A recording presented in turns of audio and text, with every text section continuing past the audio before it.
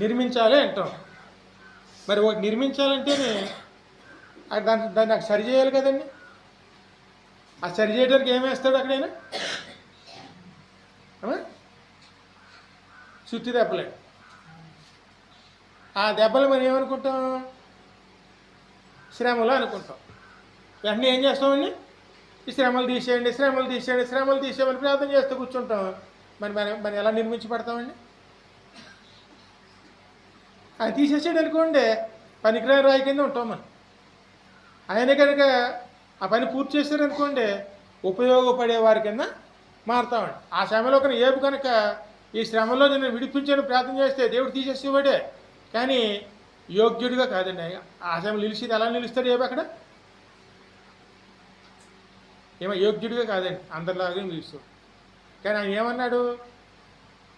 మేలు